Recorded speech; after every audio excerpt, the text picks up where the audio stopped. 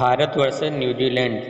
दोस्तों, क्रिकेट इतिहास का सबसे बड़ा फाइनल मुकाबला आखिरकार संपन्न हुआ और भारतीय टीम ने धमाकेदार जीत के साथ इतिहास रच दिया।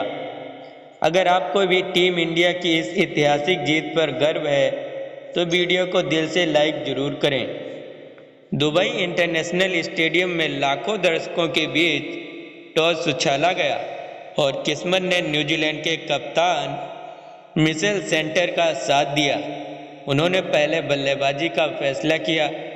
भारतीय गेंदबाजों के सामने सचिन रविंद्र और बिल यांग की जोड़ी उतरी।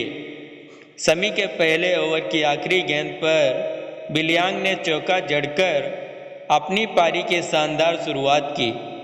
इसके बाद चौथे ओवर में हार्दिक पांड्या पर सचिन ने हमला बोल दिया। एक के बाद एक दो चौके, फिर पांचवें ओवर में शमी की गेंदों पर भी कुटाई। न्यूजीलैंड ने तूफानी शुरुआत की और 7 ओवर में बिना किसी नुकसान के 51 रन बना लिए। कप्तान रोहित शर्मा ने तुरंत अपने तुरुप के इक्के वरुण चक्रवर्ती को गेंद सौंपी, लेकिन वरुण की पहली ही गेंद वाइड रही और न्यूजीलैंड को मुफ्त में 5 रन मिल गए। हालांकि 10वें ओवर में कुलदीप यादव ने भारत को पहली सफलता दिलाई। सचिन रविंद्र को क्लीन बॉल कर दिया। इसके बाद केन विलियमसन क्रीज पर आए, लेकिन कुलदीप की घूमती गेंदों के सामने वह भी 11 रन बनाकर कोट एंड बोल्ड हो गए। 13 ओवर में न्यूजीलैंड का स्कोर 75 रन 3 विकेट के नुकसान पर हो चुका था।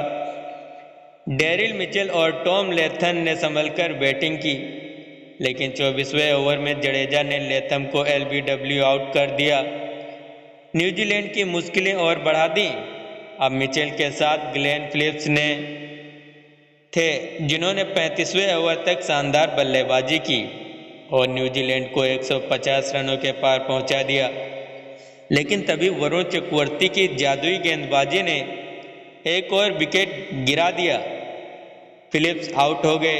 इसके बाद ब्रेसवेल ने 53 रनों की नाबाद पारी खेली, जिससे न्यूजीलैंड ने 50 ओवर में 251 रन 7 विकेट के नुकसान पर बनाकर स्कोर खड़ा किया।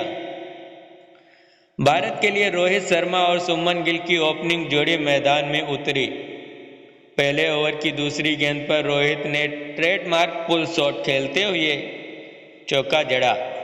न्यूजीलैंड के गेंदबाजों के खिलाफ उनका इरादा साफ था, यह मुकाबला एक तरफा जीतना है।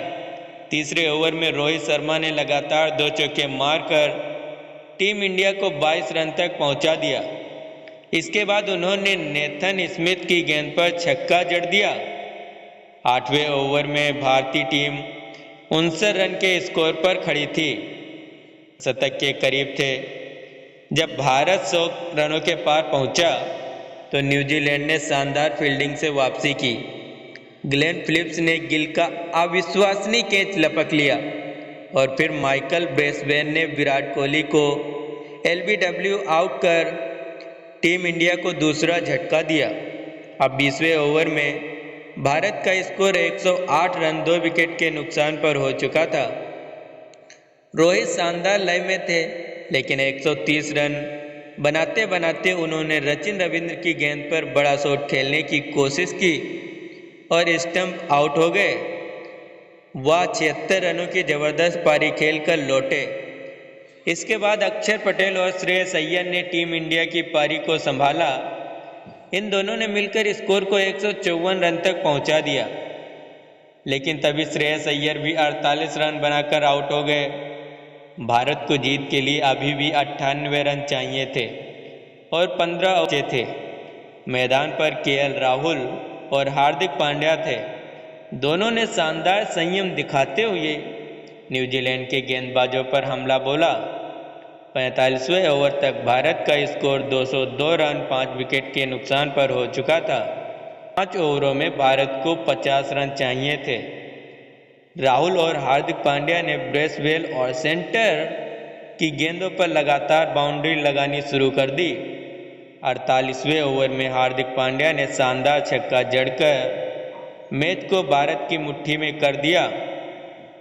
49वें ओवर की दूसरी गेंद पर केएल राहुल ने चौका जड़कर भारत को ऐतिहासिक जीत दिला दी। भारतीय ड्रेसिंग रूम में जश्न का माहौल था।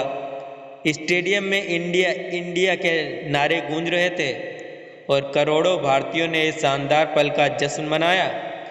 भारत ने 12 साल बाद चैंपियन ट्रॉफी जीती। तो दोस्तों, आपको क्या लगता है कि इस ऐतिहासिक जीत का सबसे बड़ा हीरो कौन था? कमेंट में अपनी राय जरूर दें और टीम इंडिया के लिए ढेरों शुभकामनाएं भेजें। जय हिंद।